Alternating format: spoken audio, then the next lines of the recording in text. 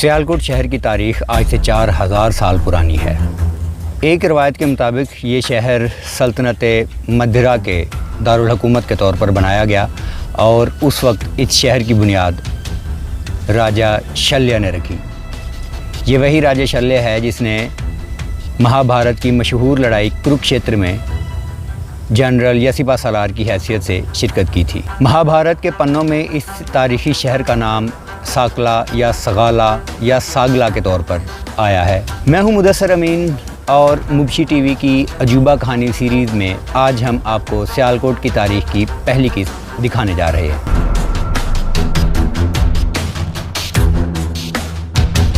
سیالکوٹ شہر کی ابتدا کا پتہ لگانے کے لیے مختلف ذرائع موجود ہیں، مگر ان موجود ذرائع میں سے ہر ایک کی صداقت مختلف ہے۔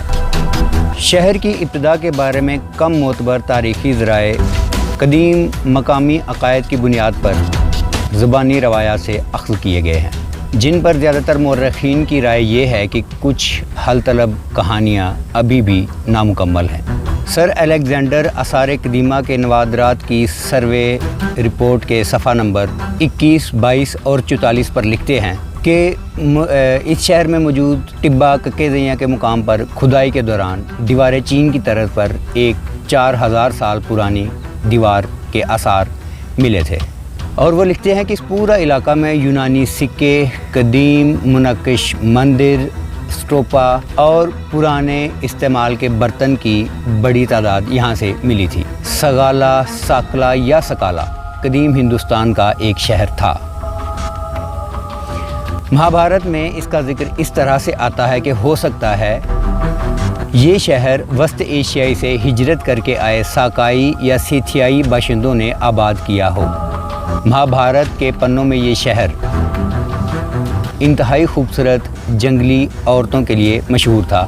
یہ عورتیں شہر کے اطراف میں موجود جنگلوں میں رہتی تھیں۔ کہا جاتا ہے کہ یہ شہر راوی اور چناب کے درمیان موجود سکالدوپیا کے علاقے میں آباد تھا، جو کہ آج کل رچنا دواب کا علاقہ کہلاتا ہے۔ یہ شہر آبگا نامی ایک ندی کے کنارے موجود تھا، جو کہ آج کل نالا ایک کے نام سے اس شہر میں آج بھی موجود ہے۔ یہ شہر قدیم ہندوستان میں سکندر اعظم کی فتوحات میں ظاہر ہوتا ہے۔ آریان اپنی کتاب میں لکھتا ہے کہ الیگزینڈر نے یا سکندر اعظم نے ہائیڈروویٹس یعنی دریائے راوی کو عبور کیا تو اس کے سامنے راجہ پورس 50,000 مقامی فوجیوں اور ہاتھیوں کی کثیر تعداد کے ساتھ موجود تھا۔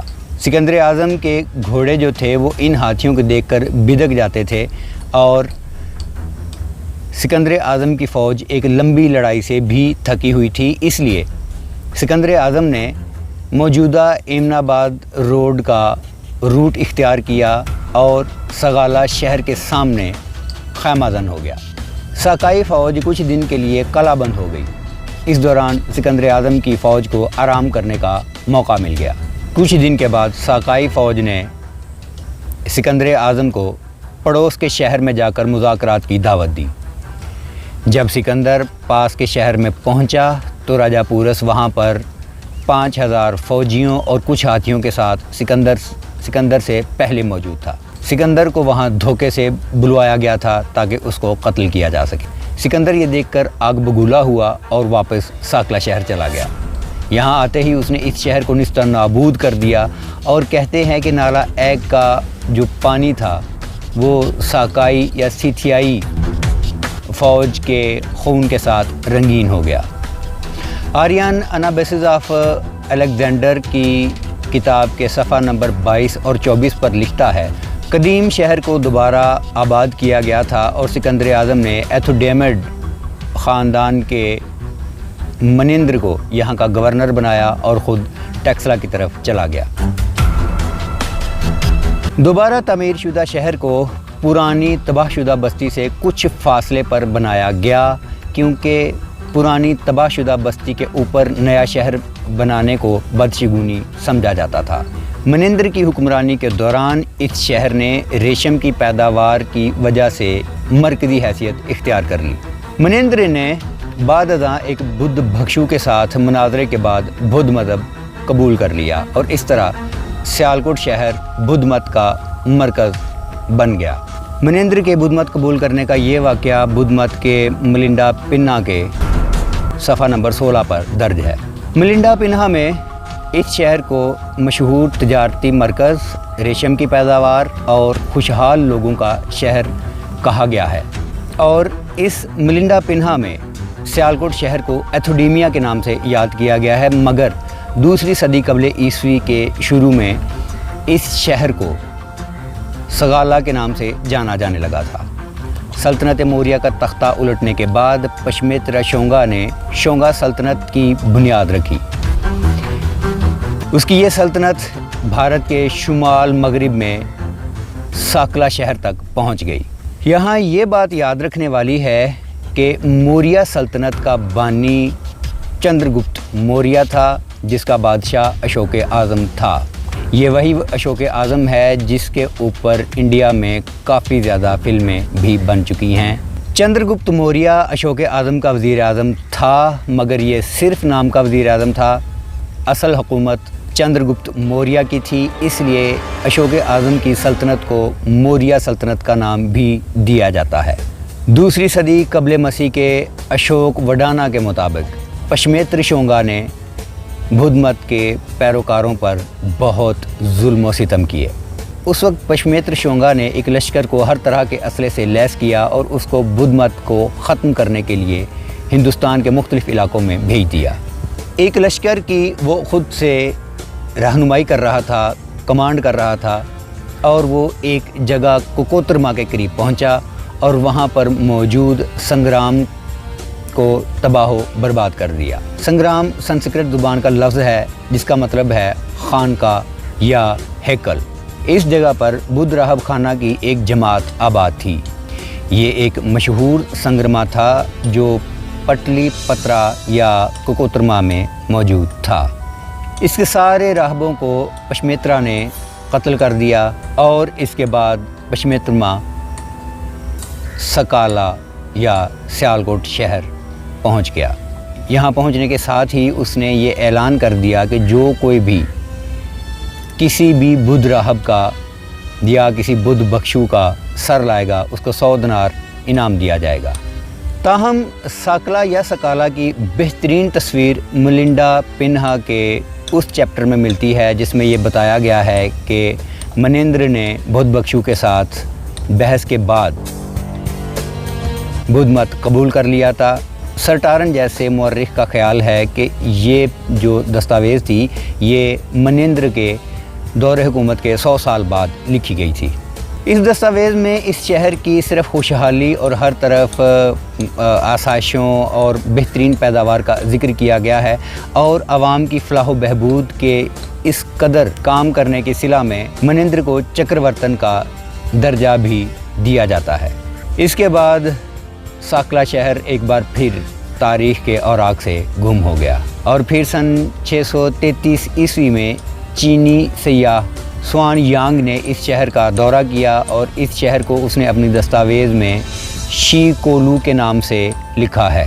इसकी दस्तावेज़ के मुताबिक सिकंदर आज़म ने इस शहर को 327 कबले मसीह में तबाह बर्बाद किया था और उसके बाद और इस नए शहर को 15 ली या 2.5 मील के फासले पर बसाया गया था।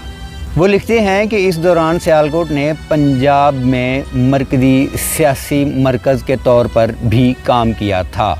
इसके बाद जम्मू के राजपूत शहजादों ने सन 643 ईस्वी में सियालकोट पर हमला कर दिया, जिन्होंने कुरून वस्ता के दौरान मुस्लिम हमलों तक अपनी सल्तनत यहाँ पर कायम रखी। राजपूत दौर के दौरान सियालकोट एक बार फिर तारीख़ के औराक से गुम हो गया। सन 1000 ईस्वी के करीब सियालकोट शहर की अहमियत में कमी आना शुरू हो गई क्योंकि पास मौजूद लाहौर शहर ने पिनपना शुरू कर दिया था और वो इस पूरे खित्ते में मरकज़ी हैसियत इख्तियार करता जा रहा था। 11वीं सदी के अवाइल में लाहौर में गज़नवी हुकूमत के ज़वाल के बाद हिंदू शाही सल्तनत का दारुल हुकूमत लाहौर से सियालकोट मुंतकिल कर दिया गया। शुमाली पंजाब में गज़नवी तोसी ने मकामी खोखर कबाइलों को यह हौसला दिया कि वो जम्मू के राजाओं को खराज देना बंद कर दें। सन 1185 में मोहम्मद गौरी के पंजाब फतह करने के बाद सियालकोट करून वस्ता की सल्तनत दिल्ली का हिस्सा बन गया। गौरी बड़े शहर लाहौर को फतह करने में नाकाम रहा, मगर उसने सियालकोट को एक मजबूत छावनी के तौर पर देखा और यहाँ पर अपनी छावनी बनाने का फ़ैसला कर लिया। उन्होंने अपनी फ़तेह पंजाब के दौरान सियालकोट किले की वसी पैमाने पर तामीर की। जब वो वापस गजनी गए तो हुसैन चोरमली को यहाँ पर गवर्नर बनाकर चले गए। 1200 ईस्वी में सियालकोट शुमाली हिंदुस्तान का वो वाहिद इलाका था जो कि दिल्ली की ममलूक सल्तनत का हिस्सा था। ये इलाका गौरी शहज़ादा यल्देज़ ने अपने कब्ज़ा में किया हुआ था, मगर इसे सुल्तान अल्तमश ने सन 1217 में शिकस्त देकर वापस कब्ज़ा ले लिया था।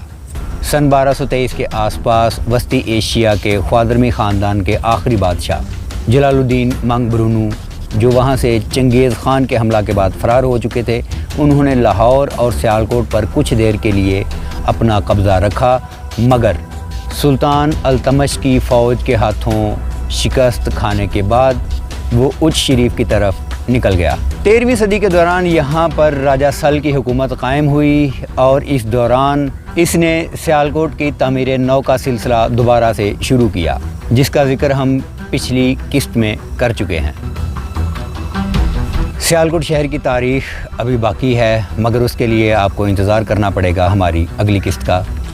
आपको आज की ये किस्त कैसी लगी हमें ज़रूर बताइएगा। ये रही पीर मुरादिया और राजा सल की कहानी, ये रही चिविंडा जंग 1965 की कहानी, और ये रहा सब्सक्राइब। मुदस्सर अमीन को इजाज़त दीजिए। अल्लाह हाफ़िज़।